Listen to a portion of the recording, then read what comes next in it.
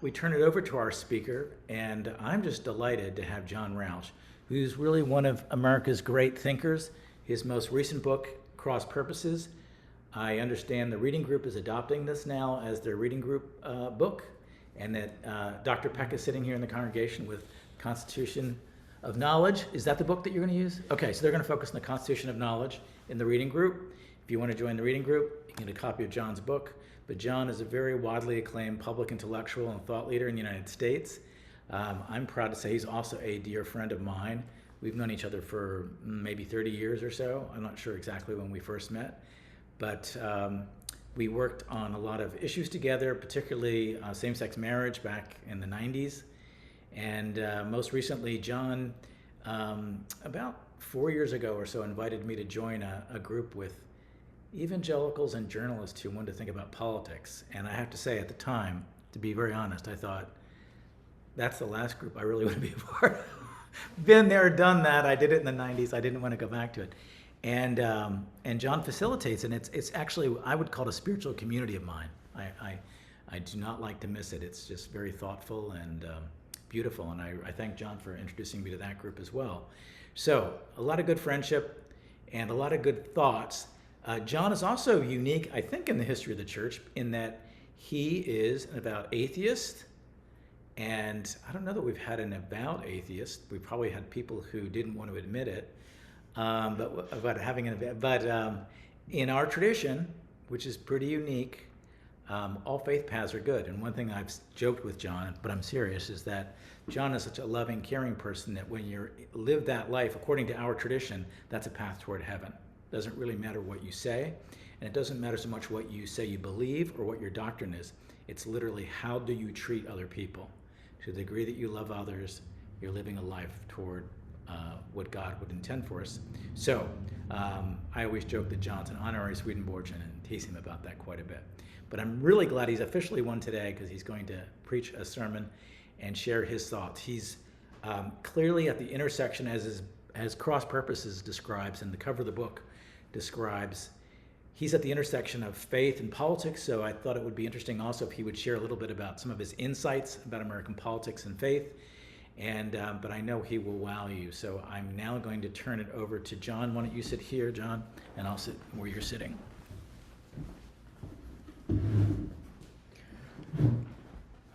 Well, thank you, Rich. Thank you, Katerina, for setting this up. This is a multimedia extravaganza. Rich does not quite do justice to the depth of our friendship, which is, I think, about 30 years old. And Rich is not only someone who has inspired me with his activism, which is how we met, but also taught me more about spirituality than I think anyone else I know. He is the most truly spiritual being, perhaps, that I've encountered in my journey through life. And you all are lucky to have him, and I hope you know that. I'm lucky to have him as a friend. I've never delivered a sermon before. Let's see if we can get the audio visual up just so I can see where I am. I've never given a sermon. I've heard a few. But so, we're sharing my screen. That way you can move it if you want. Oh, okay. What are you all seeing there? Are you seeing my screen? Yep, we can see your screen. Oh, okay. So let's see You can just go right if we can make this slideshow format instead of... Or Katerina, were you going to run it from your end? I don't know how this works on Mac. Go to slide there. We should be able to... Okay, hang on, I'll try view. There's a play button, Rich, to the right of your mouse. Yeah, that's what we're looking for. Yeah, go left. There you go. Ah, okay. Do you all see that? Will the sound work though? It should work, and we see it just fine. All right, well, if not, we'll switch it to you, Katerina. All right. I'm running it at my end. Is that what's happening? Yes, exactly. Okay. So I've been doing a lot of writing and thinking recently about the importance of Christianity in our democracy. I'm an atheist and a Jew. You can be both of those things if you're, not too obnoxious about it. And I'm also openly gay, which is framed where I'm coming from. And so it's been a journey for me to understand why Christianity, real Christianity, the Christianity of Jesus Christ, is bedrock for American democracy, even today. And we'll get to that. But as part of that, I wanted to share with you the most important passage in the Bible to me. There, let's go back. I can run it from here. Is this in your way here? No, it's No? fine. Okay. Yeah. And you see it there before you, I hope. That's 1 Kings 19. This is one of the most famous passages in the Bible. The background is that the king of Israel is Ahab, not a nice guy, who has married and brought in Queen Jezebel, a Babylonian, who brings with her religion, which is the religion of Baal, which is an idolatrous religion. The prophet Elijah, considered among Jews the greatest of the prophets, who, as you'll see, speaks directly to God, excoriates this and invites the prophets of Baal to a challenge on a mountaintop. And they all make their offerings, and he says, let's see which ones the Lord accepts. And of course, the Lord accepts Elijah's offering and not that of the false priests of Baal, whereupon Elijah slaughters, I think it's the 500 priests of Baal. Now, that, of course, makes Queen Jezebel quite unhappy. She sends word through a messenger to Elijah that he will be murdered the next day. He flees first to the desert, where he loses confidence and he begins to go hungry. And there an angel urges him forward until he finds himself in a cavern, in a cave, in a mountain. And there he's summoned to the entrance to the cave by the voice of the Lord. And that's this verse. And he, the Lord, said, go forth and stand up on the mount before the Lord. And behold, the Lord passed by, and a great and strong wind. I can't quite read the word there, but that's all right. Rent. It must be rent. I'm trying to get to full screen, but that's all right. Rent the mountains and broke in pieces the rocks before the Lord. But the Lord was not in the wind. And after the wind, an earthquake. But the Lord was not in the earthquake. And after the earthquake, a fire. But the Lord was not in the fire. And after the fire, a still small voice. After the fire, a still small voice. One of the most interesting, surprising, and captivating images in the whole Bible. But why a still small voice? What does it mean? If you were in the room with me, I'd ask all of you what you think it means. Because a lot has been said and written about this. Of course, the voice is the voice of the Lord, but it could be a loud booming voice. It could be a thundering voice. It's still, and it's small. What is the Bible telling us? I'm no theologian, but I did a 5-minute Google search, and here's the kind of stuff you see. Some of it's pretty good. Of course, we have artificial intelligence, which says, I can't read all of my own slide there because part of it's covered on my screen, but that's all right. That this signifies that God's presence and guidance can be found not only in powerful overt events, but in quiet, subtle ways. That's a very standard reading. A theologian in the 1880s said, actually, it's because there's nothing more terrible than awful stillness after a dread uproar. Even the noise of the wind and of the storm, which could not cow Elijah, were not so terrible as the still small voice. So the small voice, the still voice, is actually God's way of getting attention. It's a way of being more, not less demonstrative. And here's 1517.org. This is an evangelical group. This amused me. The still small voice is another way of referring to Jesus the Messiah. So apparently we Jews have been missing the point of this story for 3,000 years. It was about Jesus all along. I'm going to suggest it's something a little bit different than any of those things. Because I want to shift now to modern Western philosophical thinking about what I think the still small voice is. This is a picture of David Hume, one of the titans of Western philosophy. He lived in the 18th century. Like a lot of people in his time in Enlightenment, Scotland and England, he was looking for a way to ground morality in something other than God and the Bible, which they viewed as dogmatic. They wanted more than that. Hume's insight, where can we get an account of morality? Well, we have the ability as people to feel what other people feel. If we see someone sobbing, it will make us feel sad unless we're a sociopath. If we see someone joyful, we'll pick up on that joy. Laughter, of course, is contagious.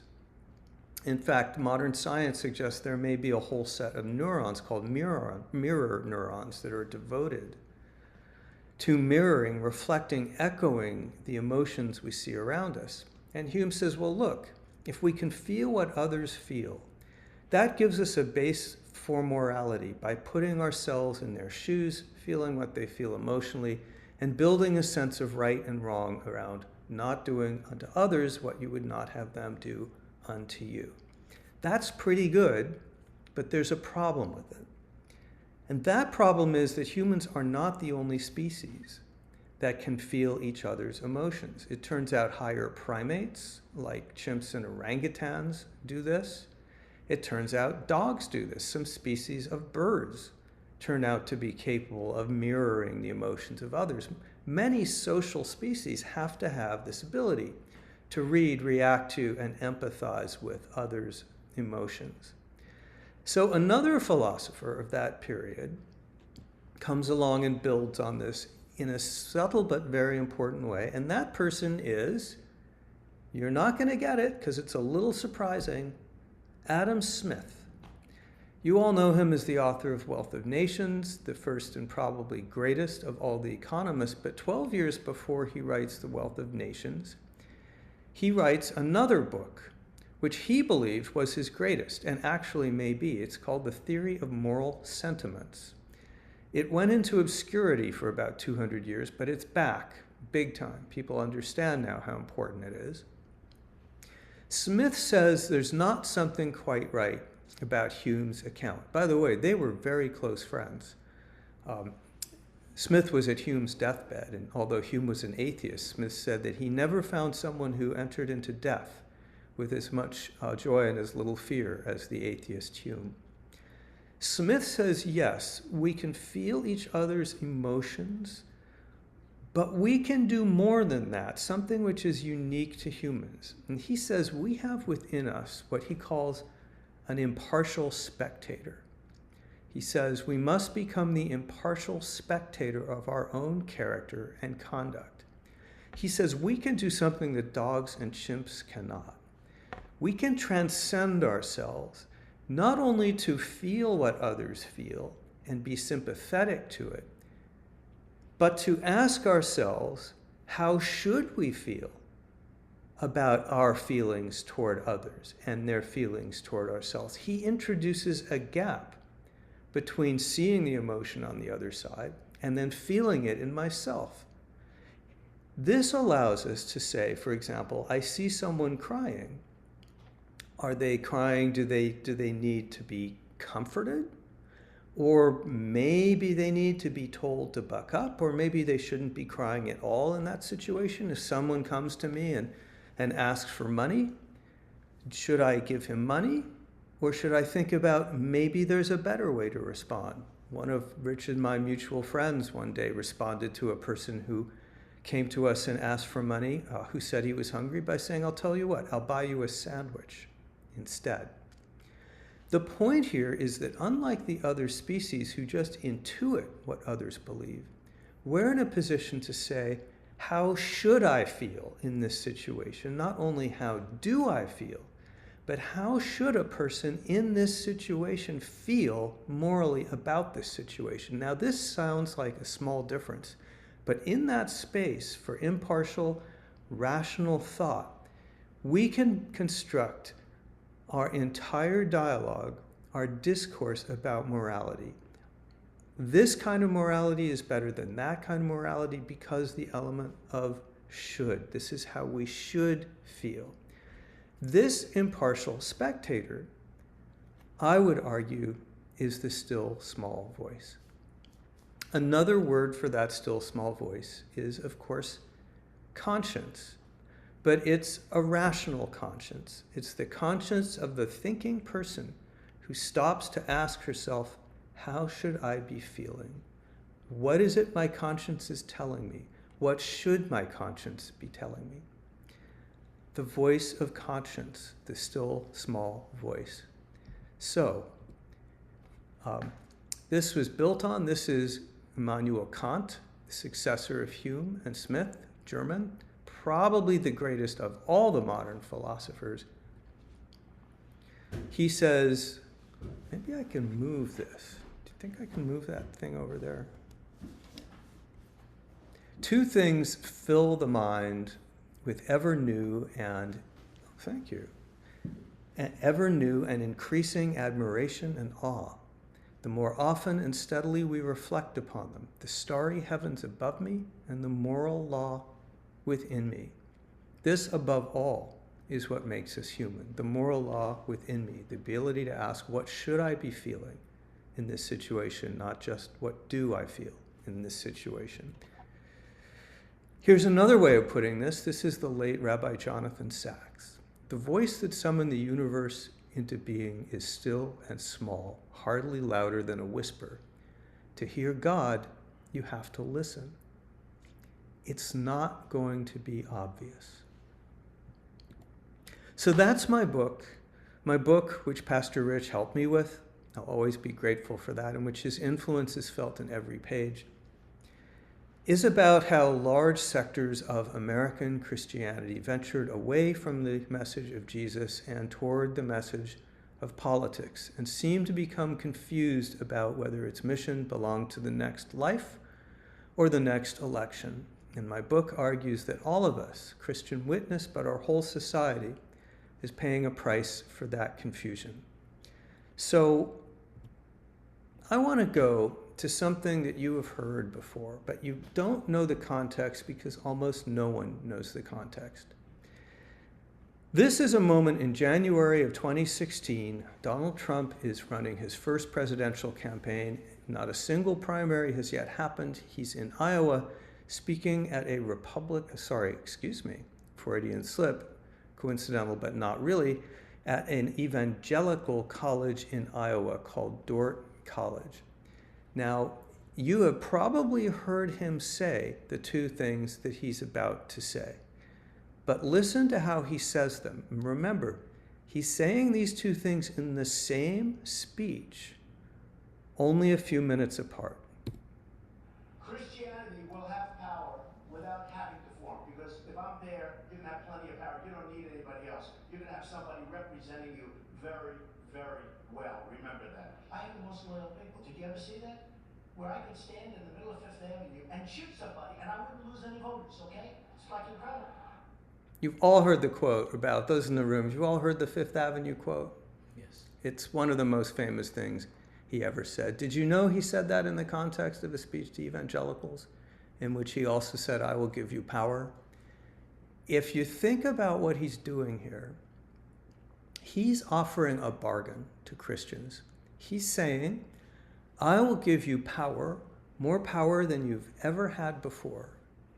And in exchange, you will give me loyalty, absolute loyalty, such that I could shoot someone on Fifth Avenue and you would remain loyal to me. That's the deal he's offering. Now, Christians in the room, or maybe not in the room, where have you heard this kind of offer before? Pastors are not allowed to cheat. Does this ring a bell with any of you? Once in a while, someone shouts it out. Matthew 4. Jesus has just been baptized. He's embarking on his ministry, and in order to do that, he goes into the wilderness near Jerusalem for 40 days of solitude and meditation. And there he encounters the devil, who tempts him. And the devil says a couple things, but the third and the greatest of the temptations is that Satan takes Jesus to the highest mountain in the world, shows him all of human dominion, and says, all these things I will give you if you fall down and worship me. I'll give you power if you give me loyalty. Does Jesus take the offer? The answer is, of course not. The foundation of his ministry is to separate it from the search for earthly power. He says, go away, Satan. Get thee behind me. He leaves that place and begins his ministry. What happens if Christians lose sight of that moment and that message? Ryan Burge, who is an evangelical pastor himself, says evangelicalism used to be a term that denoted a certain adherence to a specific theology and active engagement in a Protestant community. Now evangelicalism just means I'm a conservative Republican. It's become little more than a cultural marker and has little to do with any type of religious devotion to the teachings of Jesus Christ. I should have mentioned, Ryan Burge is the country's foremost religious demographer. This turns out to be a true statement. I know that because I've heard it from so many Christians, partly on these calls on Thursdays that Rich and I are part of, partly from interviewing many others, and partly from polls like this one. This is one of the more famous polling results of the last few years. In 2011 and then again in 2016, Christians, as well as others, were asked whether an elected official who commits an immoral act in their personal life can still behave ethically and fulfill their duties in their public and professional life. In 2011, when Barack Obama is president, only 30% of white evangelical Protestants say that you can be of bad character personally and still be the right person for public life. In 2016, this has completely flipped. 72% of white evangelicals are now saying it's okay to be an immoral person and still have a high role in public and professional life. Well, just ask yourself, what happened in 2016? You see, by the way, the same results among, but smaller, among white mainline Protestants and Catholics. Look at unaffiliated off there to the right. Those Americans do not change in their view of character. But the people who change the most are white evangelical Christians. Here's another sign of change. This is Donald Trump Jr. This is another famous clip, you may have seen it, telling us what he thinks about certain Christian teachings. We've been playing T-ball for half a century, while they're playing hardball and cheating, right? We've turned the other cheek, and I understand sort of the biblical reference. I understand the mentality. But it's gotten us nothing. Okay? It's gotten us nothing. Turning the other cheek, all of that, it's gotten us nothing. You're a loser if you go to that. Do you all want to see a picture of a loser who got nothing? Who turned the other cheek and played t-ball when the other side was playing in a knife fight? There you go. I mean, what a loser, right? What you're seeing here is, in some sense, I think, a fundamental betrayal of the teaching of Jesus, espoused, alas, by many people who claim to be followers of Jesus. Russell Moore, evangelical Christian, another inspiration for my work, points out that the cost of this to Christian witness has been devastating. The culture, he says, often does not reject us because they don't believe the church's doctrinal and moral teachings, but because they have evidence that the church doesn't believe its own doctrinal and moral teachings. They suspect that Jesus is just a means to an end, to some political agenda, to a market for selling merchandise, and for the predatory appetites of some maniacal narcissist. I didn't say that. That's from a devout and distinguished Christian, and there's a lot more like it. Now, I'm not really here to lecture Christians about Christianity, although that's what I'm doing right now. But I am here to talk for a little bit more about the still small voice and what I think we all stand to learn from the example I just gave, which is one of many examples, including examples in our own lives, which is this. First of all, our conscience makes us human. This is a distinctive thing about human beings. It sets us apart from the rest of creation. And second, to hear it, we must listen. This voice is still and small, and on any given day, we will be approached, perhaps, by someone offering us a deal. Ignore that voice. It's not so important. You can have power, money, fame, sex, some of those other things you want. Just that little voice, just for today, at least. Set it aside. You have other priorities. You have to listen, and then when it speaks, you have to hear it. Because the path of corruption is so easy to follow if you don't. That, to me, is ultimately, as I think about it, why the still small voice is the passage in the Bible that I work hardest to remember, and why I think it's so important for all of us to remember. So thank you for hearing me out. My first sermon. Yay. Yay! Now we open it up. We're going to open it up to any discussion. If anybody would like to switch to the others. Well, it was a good one, and I couldn't agree more. So thank you for sharing that with us. Thank you. Thank you, Kevin. Any questions for John? I You're see, thinking about it? I see Sue has. Go ahead, Sue. Um, my husband was an atheist. Am I muted? Okay. My husband was an atheist, and I read recently a short little article about atheism, and it ended with that Christians should think more about being an atheist. A Christian will respond to somebody having a problem and say they'll pray for them. And an atheist realizes to themselves that there's nobody there to help them and actually physically helps them.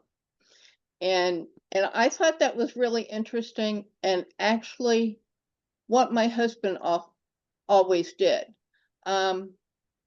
So I just wanted to add that. I think that it talks about morality, about personal morality, and not just what's in the Bible.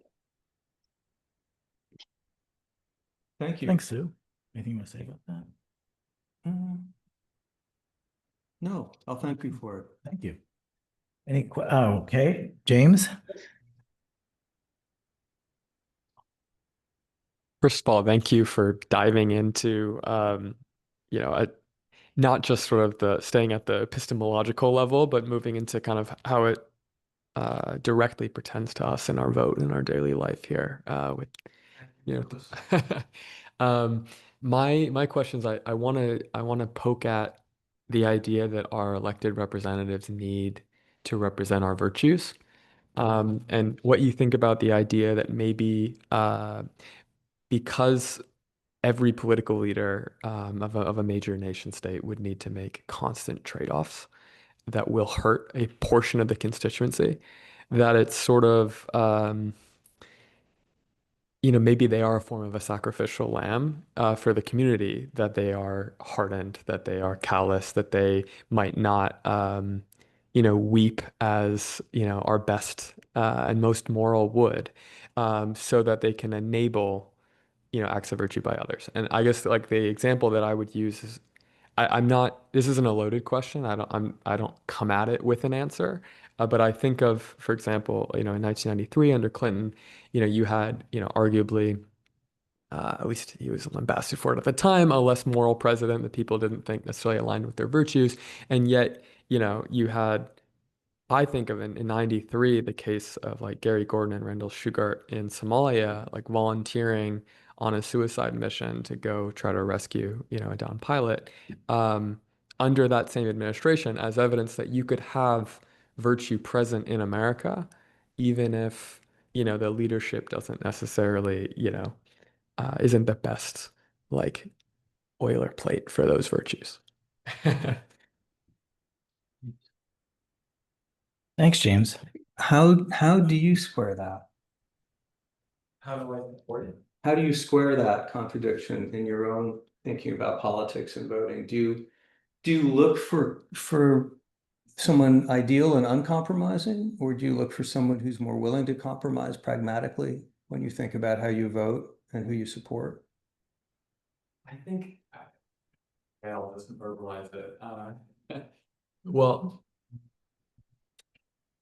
I think before thinking about holding elected people to account for the same morals, I wouldn't want to even hold my friends accountable in the same way I'd hold myself. Because I think that can become puritanical at the expense of being empathetic if you start holding others to, you know, kind of um, the same standard of a confessional that you would for your own conduct. And so I think it's not too far of a leap to then give that to those in elected office. Right.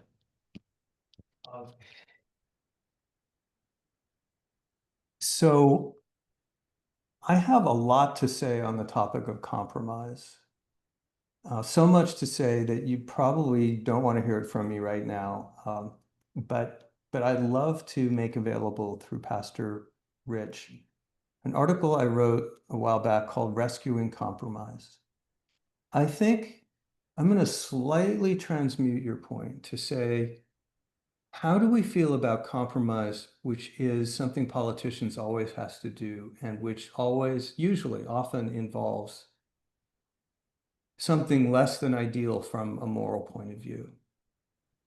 It turns out some very smart people, the founders of our republic, thought long and hard about this. James Madison, the father of the Constitution, most of all. And they realized something that many of us either never knew or forgot, which is that in a world where people disagree on what's right and wrong and what's virtuous and not virtuous, you can't have someone come in and just impose that and say, I'm not going to compromise.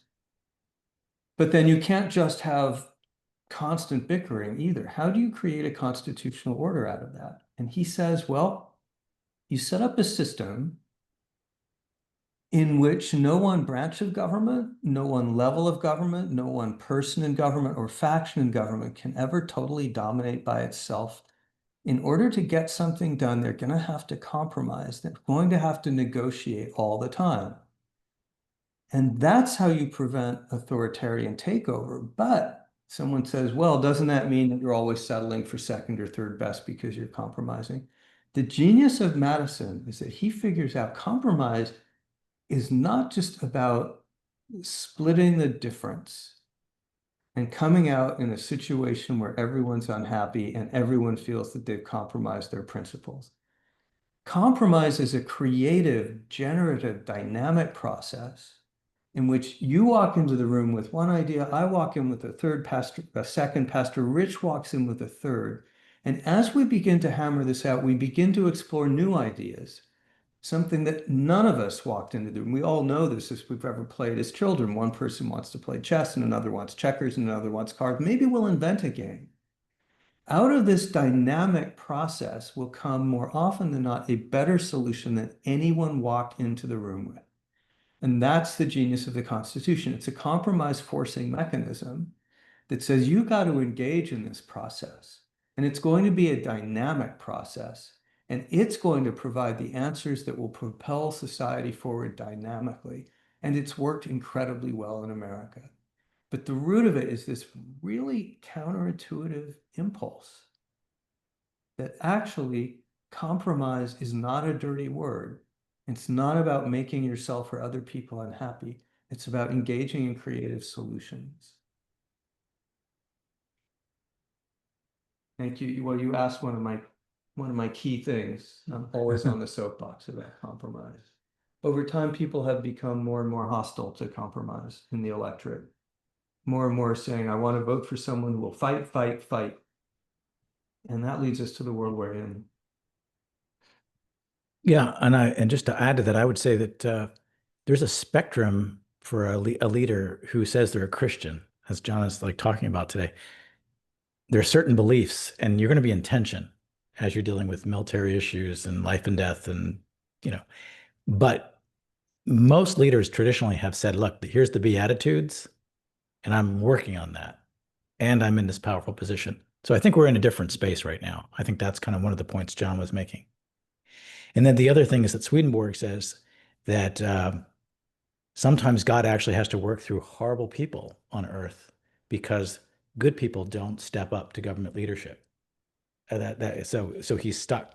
God is stuck because there's a certain you have to have a certain narcissism to want to enter into certain parts of public life, and sort of we keep saying, where's the good people? Why don't they want to do it? Because who wants to have your life destroyed and your personal life scrutinized and so forth? So unless you're really ambitious. So I think that to your point, there is something to that. Any other questions?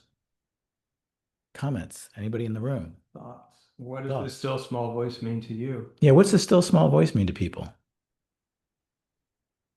Anybody have an answer?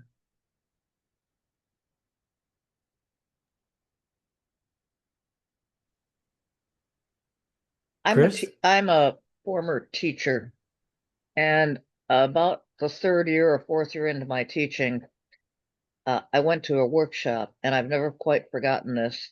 And then about 10 years later, I went again to a workshop that had the same principle. And frankly, there is no depth to this. There is just a reality, and it is, you have a classroom in chaos. I mean, kids are like out of control. They're just, nothing is really working. And there are arguments breaking out because you've done this nice thing and put them in groups, right? Yeah, cool. But in the long run, it is not the teacher shouting for attention. It's not the teacher making a big picture presentation. It is almost whispering to them, listen.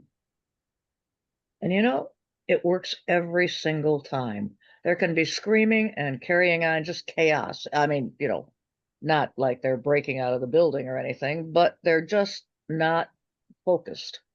And it is the quietest voice that the teacher can use to say, let's take another look at this.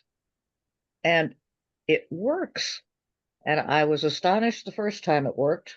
And I was totally blown away the second time because those were all high school kids. The second time, they shut right up, sat right down, and we had a nice, quiet discussion, And so I think that still small voice has always called to me because I think in my life, I've always felt it, if I perhaps even hadn't heard it. But to have it translated into a real life thing where, the world pretty much had gone to a handbasket and back, and we got it back with whisper, so that's my thing. I love that, and it's often true. That's a very apt observation. And sometimes you'll notice with a really great public speaker, the really good orators, sometimes to make the most dramatic point, they will drop their voice to almost a whisper and make you lean forward. That, of course, is the point that the second quote that I put on the screen was referring to about the still small voice, that it's a way of getting attention, of actually emphasizing in a way that the mighty storm can't do. By the way, I see that Helen has a photo of the actual storm. Right there, there's the storm that rent the rocks. That's the wind, right?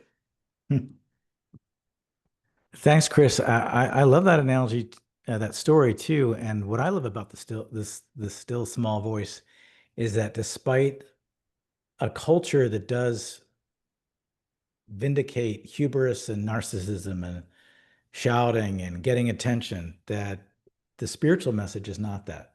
That's not really what matters. That God speaks in the still small voice. That's what I'm reminded of. That's the smallness of it. And it's not the devil's choice of, I'll give you dominion over this. We can choose that more quiet option. Okay, well, thank you, everybody. Thank you, John, for a great Well, thank you. It's a real presentation, great sermon. It's a real honor to have the opportunity to meet you all and to discuss this passage. I've never had the opportunity to do that before. It's something I've thought a lot about, and it's a passage I'll always cherish. So I'm happy to share it with all of you. Thank you.